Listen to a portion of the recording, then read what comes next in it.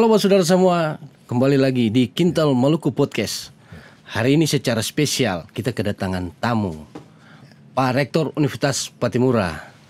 Hari ini beta mau ajak para penghuni Kintal untuk ketemu ngobrol santai sedikit dengan Bapak Rektor kita terkait dengan universitas dalam mempersiapkan diri menuju perguruan tinggi berbadan hukum. Oke, sing lama-lama lagi, mari ketemu sapa ketemu punya Rektor Universitas Patimura. Ya. Pak Rektor, selamat berkuda boleh Pak di Kintal Maluku Podcast Pak. Selamat sore. Ya, selamat sore Pak. Weber dan tim di studio Lautan Teduh Pak. Lautan Teduh yang Pati. Iya Pak. Bergembira sekali bisa kita ngobrol di sore hari ini. Iya Pak. Meskipun dalam kesibukan tapi ya saya meluangkan waktu untuk kita cerita-cerita sedikit tentang Iya Pak. Unpati ke depan lah gitu. Baik Pak. Weber ya. Iya Pak. Jadi Pak, di waktu yang baik ini ketemu mengucapkan terima kasih juga untuk Pak yang sudah meluangkan waktu. Dan mungkin ketemu mau cerita-cerita sedikit ini Pak terkait dengan Universitas Patimura dalam rangka mempersiapkan diri menuju ke perguruan tinggi berbadan hukum PTNBH ini Pak. Ya. Itu Pak, ketemu mulai jawab ya langsung jawab ya. Boleh.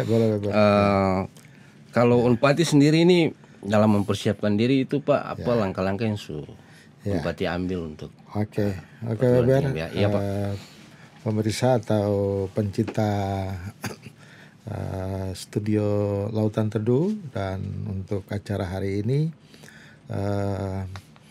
saya pertama-tama mengucap terima kasih ya untuk undangan dari studio Lautan Teduh untuk kita bincang-bincang sore ya, untuk membicarakan tentang berbagai hal dalam pengembangan Unpati, terutama bagian dari perguruan tinggi negeri di Indonesia. Iya. Dan hari ini Weber dan teman-teman mengajak kita untuk bincang soal bagaimana kesiapan Unpati menyongsong PTNBH. Ya. Jadi mungkin pertama sekali kita harus memahami bahwa isu atau kebijakan pemerintah ya, bukan lagi isu tapi sudah menjadi satu regulasi ya, Permendikbudristek nomor 4 tahun 2020 ya, itu tentang PTNBH. Jadi di dalam Permendikbud nomor 4 2020 itu perubahan atas Permendikbud 88 2014. Sehingga di dalam Permendikbud tersebut perguruan tinggi kemudian berbenah diri untuk bisa mencapai level PTNBH. Kalau kita pelajari atau kita ketahui bersama bahwa PTN itu ada tiga level. Ya, 3 level Pak. Yaitu Satker, PTN Satker, kemudian yang kedua PTN BLU, Unpati sekarang PTN BLU. Status Unpati sekarang nih PTN BLU. PTN BLU sejak Pak, ya, 2018 kemarin itu Pak. Ya, 16 atau 18 itu. Kemudian PTNBH. Itu yang paling tinggi itu statusnya.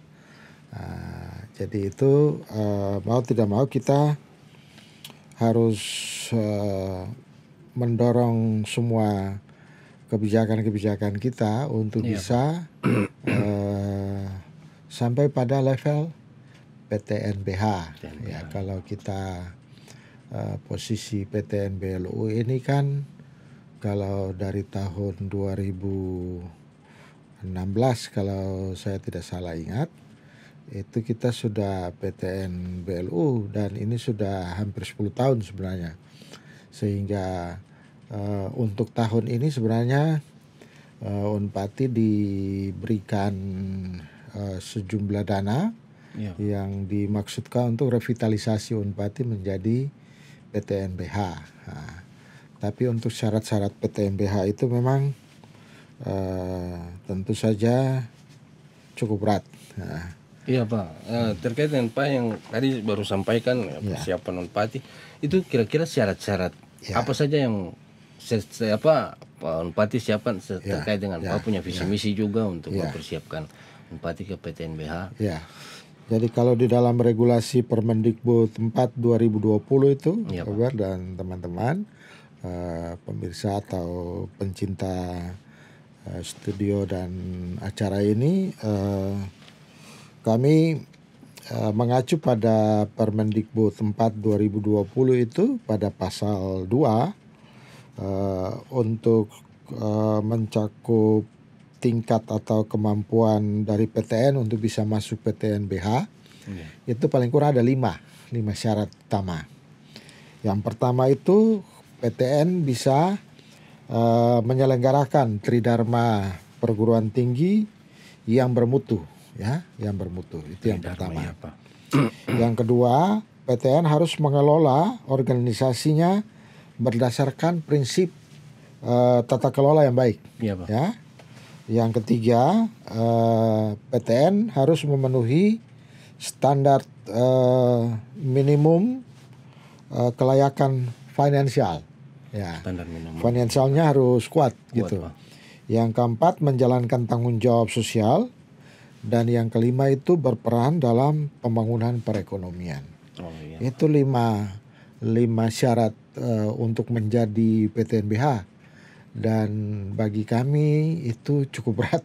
Cukup berat. Jadi baik penyelenggaraan kita perguruan tinggi ini kan masih lebih fokus pada tridharma perguruan tinggi gitu. Dan tata kelola PTN lah, kemudian standar kelayakan finansial, tanggung jawab sosial, dan berperan dalam perekonomian daerah itu yang saya pikir sesuatu yang memang harus kita kerja keras untuk melakukannya. Kalau menurut Pak Rektor sendiri dari 5 poin yang tadi Pak sampaikan itu, poin mana yang sebenarnya harus Unpati siapkan matang sekali Pak untuk PTNBH ini Pak? Saya ambil contoh itu dalam pengelolaan tridharma saja ya. Iya Pak. Dalam pengelolaan tridharma perguruan tinggi itu, PTN untuk mencapai PTNBH itu pertama paling sedikit 60%-nya akreditasi unggul. Prodinya. Prodinya Pak ya. Relevansi visi misi kemudian dengan standar pendidikan, hasil publikasi internasionalnya, mahasiswa berprestasinya dan kompetisi tingkat nasional, partisipasi dalam kegiatan pemerintah, baik pusat maupun daerah, dan kerjasama dunia usaha dan dunia industri.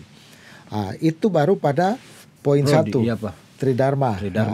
Makanya di dalam visi misi saya di kepemimpinan 2023-2027 itu saya penekanan pada Unpati unggul dan menuju world class university.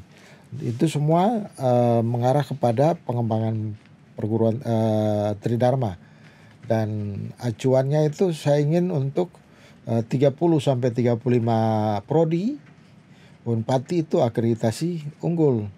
Kalau itu pun baru belum mencapai 50% sebenarnya. 50% ya, Pak? Kalau 35 prodi. Iya, Pak. Kita kan total itu 97 prodi. Kalau sekarang ini Pak, 97 prodi S1, semua fakultas itu Pak. S1, S2, S3. S1, kalau S1 aja 74. S1 74 prodi. Kalau kita pakai 60%, bayangkan dari 74, itu berarti kan kita harus sekitar 50 prodi. 50 sekian prodi. 50 prodi. Saya punya target di dalam kepemimpinan ini bisa 35 prodi lah. Kita cuma sekarang baru 5. Itu satu indikator yang paling sederhana dari manajemen tridharma perguruan tinggi yang bermutu. Untuk kualitas publikasi, kemudian riset-riset, bagaimana mahasiswa berprestasi. Untuk awal tahun ini kita bersyukurlah untuk kita punya beberapa lomba-lomba tingkat nasional mahasiswa itu hampir semua dapat juara tuh. Dan ada kemarin di media sosial itu banyak itu sekali Pak, luar biasa. Dan kita dari sisi itu kita harus berupaya maksimal tuh untuk bisa pembenahan Tridharma dulu. Untuk riset-riset, misalnya di tahun ini kami sudah mengarahkan untuk 15% dari dana penelitian yang ada di fakultas-fakultas itu akan sudah dialokasikan 15% ke lembaga penelitian untuk dikelola oleh lembaga penelitian untuk ada kompetisi untuk riset yang baik. Sementara 100% dari dana yang ada penelitian untuk 15% maksud saya yang ada di rektorat untuk dana penelitian itu kami sudah serahkan ke LP2M, Lembaga Penelitian dan Pengabdian Masyarakat. Untuk dia kelola dana itu dalam bentuk kompetisi hasil proposal penelitian dosen. Harapannya dalam kompetisi itu mereka bisa kemudian dapat kesempatan publikasi hasil riset yang lebih baik pada jurnal-jurnal internasional.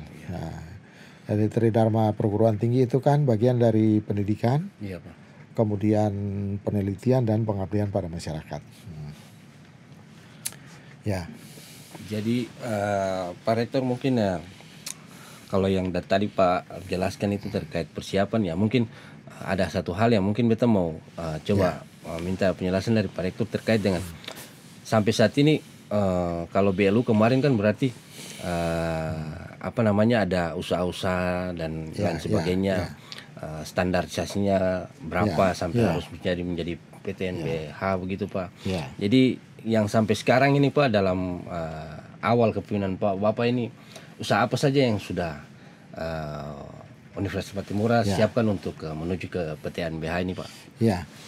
Jadi salah satu syarat dari PTNBH itu syarat ketiganya itu adalah standar finansial kelayakan finansial. Jadi kelayakan finansial itu di mana Unpati atau sebuah perguruan tinggi itu dia harus bisa mengelola keuangan dan asetnya untuk bisa mendatangkan finansial yang cukup berdasarkan peraturan perundang-undangan yang berlaku. Kita bersyukur sebenarnya Unpati ini sudah cukup banyak punya unit-unit usaha yang dicoba galakan oleh Pak Rektor sebelumnya. Itu cukup banyak. Bentuk-bentuk usaha yang sudah dilakukan dan kita perlu pembenahan lebih maksimal secara lebih profesional, dan aset-aset yang kita miliki ini kemudian bisa di manage sebaik mungkin sehingga mendatangkan pendapatan atau mendatangkan peningkatan pendapatan bagi Unpati. Saya ambil contoh misalnya kita menggunakan sebagian besar UKT mahasiswa itu untuk memberikan gaji BLU namanya, atau yang kita istilahkan selama ini remunerasi. Remunerasi itu sebenarnya gaji BLU, gaji dari gaji tambahan yang dari pengelolaan PTN BLU itu. Tapi harapannya dari pendapatan untuk pengelolaan BLU itu, untuk gaji BLU itu mestinya datangnya dari usaha-usaha. Jadi kalau kita berharap itu pendapatan PNBP atau pagu PNBP kita itu dari BLU bisa katakanlah 20-30% lah. 20-30%. Artinya bahwa begini, kalau kita punya satu tahun anggarannya itu katakanlah 150 miliar. Satu tahun 150 miliar. Katakanlah pendapatan itu dari PNBP kita, maka bagusnya 20-30% dari dana besar itu datangnya dari unit usaha Iya. gitu. Jadi kalau 30% lah dari 150 itu kan kita 30 sekitar hampir 40 miliar begitu, Pak. hampir 40 miliar itu kita 30 sampai 40 miliar dapat dari unit usaha. Itu yang kita harus benahi. Untuk Unpati belum banyak ya. Banyak, Pak. Realisasi tahun lalu itu cuman baru sekitar 3 3M lebih kan masih jauh banget. Jauh juga, Pak. Kalau kita pakai ukuran itu saja tadi secara kualitas akreditasi prodi, kita baru 5 dari 74 prodi, 5 prodi yang unggul dari 74 prodi. Dari Padahal tadi itu sudah akreditasi itu. Kalau dari publikasi saya pikir tidak terlalu masalah. Publikasi ilmiah, jadi jurnal itu para dosen cukup baik. Cuman akreditasi prodi kita dari 74 prodi S1 itu baru 5 yang unggul. Padahal dibutuhkan tuh 60%. Iya. 60% dari 74 itu kan kalau 35, 36 itu 50%, 36 prodi. Kalau 60% berarti harus 40 prodi. Target saya 35. 35 prodi ditambah dengan 5 yang sudah ada kan dapat 40 tuh. Gitu. Sementara yang kedua pembenahan dari sisi kelayakan finansial tadi. Dua itu sebenarnya jadi ukuran kita dulu. Kalau yang untuk partisipasi sosial, partisipasi kita dalam pembangunan daerah dan pembangunan nasional itu kan otomatis tuh. Iya, Pak. Tidak mungkin kan kita tidak terlibat tuh. Pembangunan sumber daya manusia, kerjasama dengan pemerintah daerah, provinsi, kemudian kita mengimplementasi kebijakan-kebijakan pemerintah pusat. Itu sudah bagian dari tanggung jawab kita dalam pembangunan. Iya, Pak. Tetapi lagi-lagi masalah kelayakan finansial ini memang jadi PR sekali ini, Pak. Iya. Jadi Pak, yang tadi beta menarik ini yang tadi Pak bilang bahwa ada kerjasama nanti dengan Pemda, dengan pemerintah daerah. Kalau sampai saat ini Pak, untuk persiapan KPTNBH ini Unpati rencananya mungkin ke depan ini ada bikin kerjasama atau MOU dengan siapa saja begitu Pak? Kami itu besok saya berangkat ke SBB. Oh, besok ada ke SBB nih, jadi Pak. PJ Bupati itu mengundang kami ya. Tadi dikirim WA-nya dalam bentuk kartu undangan. Iya, Pak. Tapi memang ya kita sudah berhubungan beberapa waktu yang lalu dan besok Pak Bupati siap untuk menerima kami Pak untuk Domingo Seli apa ya? Ya kita panggil Pak Jais ya, Pak Jais ya. Iya. Dan bersyukur beliau ini juga kan alumni kita. Dari Unpati juga, jadi begitu juga kita punya PJ Gubernur ini juga kan alumni Unpati. Beberapa bupati itu juga alumni Unpati ya. Jadi bukan cuma karena alumni kita kerjasama, tapi memang MOU dengan hampir seluruh Pemda, kabupaten, kota di Maluku itu sudah. Kita harapan besok ini kita akan menjangkau SBB secara kolektif untuk baik pembinaan sumber daya manusianya di sana, Pak, maupun untuk riset pengembangan daerah dan juga pengabdian masyarakat. Juga kita dengan SBB itu tahun ini menjadi lokus untuk KKN kebangsaan. Ya, Unpati ini tuan rumah dari KKN kebangsaan yang nanti terselenggara di bulan Juli, 22 Juli sampai 20 Agustus. SBB itu tuan rumah tempat pelaksanaan Maluku Tengah, Namlea, Buru dan Kota Ambon. Jadi kerjasama kita itu sudah banyak banget dengan ARU, apalagi itu untuk pengembangan mahasiswa pendidikan dokternya, kemudian untuk Maluku Tenggara untuk RPL-nya, rekognisi pembelajaran lampau untuk guru-guru. Ya, yang kampus yang di ARU itu Pak ya? Kalau ARU itu PSDKU. PSDKU, di MBD juga PSDKU, program studi di luar kampus utama. Dan itu sudah berjalan dengan baik selama ini. Oh iya. Gitu. Kalau itu dengan pemerintah kalau dengan rencana ke swasta begitu ke Pak? Swastanya banyak. Banyak.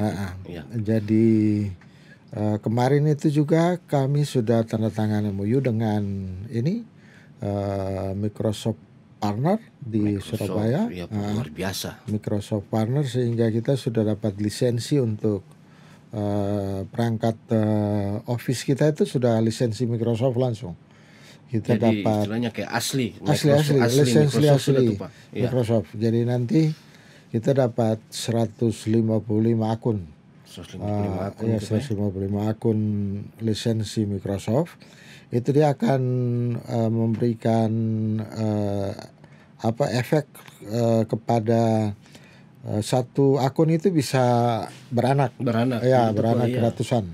Jadi nanti harapnya seluruh mahasiswa Unpad itu memiliki akun itu Pak, akun lisensi yang asli Microsoft. Sehingga harapannya Office yang digunakan itu semua bisa di security-nya tinggi gitu. Dan terregistrasi semua. Kita dengan beberapa perusahaan perkapalan melalui Fakultas Teknik.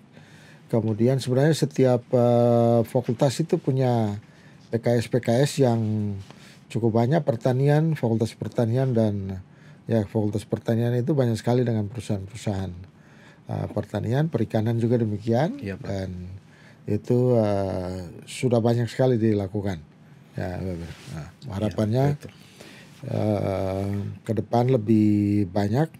Saya sendiri beberapa kali sudah melakukan MOU langsung dengan perusahaan-perusahaan begitu, dan mereka juga datang ke kita untuk menawarkan kerjasama. Tadi baru saja juga dengan Bank BTN dari pusat datang, dan kita boleh membicarakan kerjasama kita lebih baik untuk juga BTN bisa membantu dalam berbagai bentuk tanggung jawab sosial mereka dari BTN. Bank-bank syariah, bank-bank lain juga akan ikut semua dalam pengembangan ke depan. Itu kan kita harus punya namanya pentahelix pengembangan perguruan tinggi. Pentahelix itu ada 5 komponen penting dalam membangun tata kelola yang baik di perguruan tinggi. Yang pertama, bagaimana para aspek akademisi yang memiliki kemampuan sebagai sumber daya yang berkualitas. Kemudian bagaimana yang kedua, kita berhubungan dengan pemerintah, apakah itu pusat, daerah, kabupaten, kota, sampai bahkan di pemerintah desa, terutama terkait dengan pengembangan Sustainable Development Goals atau SDGs desa. Kemudian aspek yang ketiga itu bagaimana kita berhubungan dengan dunia industri dan dunia usaha, atau lebih dikenal dengan DUDI, dunia industri, dunia usaha. Itu singkatannya itu DUDI, dunia usaha, dunia industri. Itu aspek ketiga. Jadi dunia usaha, dunia industri itu baik swasta maupun negeri dan yang keempat itu kita harus bisa dengan NGO LSM, komunitas-komunitas yang ada, termasuk komunitas media, dan sebenarnya yang kelima itu adalah media. Jadi itu lima aspek pentahelix pengembangan perguruan tinggi. Jadi pertamanya itu perguruan tinggi sendiri, SDM-nya sebagai akademisi. Yang kedua pemerintah. Government ini pusat, daerah, kabupaten, kota, provinsi, tapi juga NGO pemerintah luar negeri ya, outside country itu semua. Yang ketiga itu dunia usaha dan dunia industri ya, baik swasta maupun negeri, perorangan ya, perseorangan dan lain sebagainya. Kemudian yang keempat itu komunitas ya, apakah itu LSM, NGO, dan yang kelima yang sangat penting itu juga media. Nah, itu. Jadi apapun yang kita sudah lakukan itu bisa dipublikasikan. Dan sebenarnya Unpati sudah punya perangkat-perangkat itu yang kuat untuk bisa mempublikasikan. Kita punya pengembangan ini. Ya, Unpati ke depan. Ya, Pak Saudara, di sore hari ini menarik sekali ketemu punya diskusi dengan Pak Rektor terkait dengan perguruan tinggi negeri berbadan hukum. Mungkin dari tadi Pak Rektor sudah menjelaskan secara singkat dan secara detail terkait dengan perguruan tinggi berbadan hukum. Mungkin apa yang Pak Rektor mau tambahkan lagi Pak di sore hari ini terkait dengan perguruan tinggi? Ya, makasih Weber. Iya, Pak.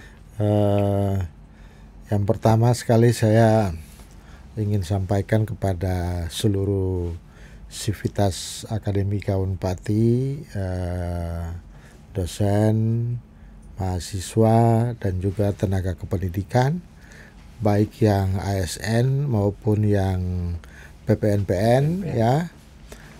Mari kita semua punya kesepakatan yang sama. Kita punya tekad yang sama, kita punya motivasi yang sama, kita punya gerak bersama untuk membangun Unpati sebagai milik kita semua ya. Universitas Patimura ini milik semua orang yang bekerja di sini ya, apakah itu dia dalam level pimpinan, rektor, para wakil rektor, dekan, para wakil dekan, ketua jurusan, ketua lembaga, sekretaris lembaga, kepala biro, dan juga koordinator, subkoordinator, sampai staf yang ada, security ya, cleaning service, itu semua bagian dari organisasi ini yang saya harap kita betul-betul solid ya. Kita berpikir untuk memajukan Unpati ini karena di sini kita sama-sama mendapatkan berkat dari Tuhan dan kita bekerja untuk melayani ya,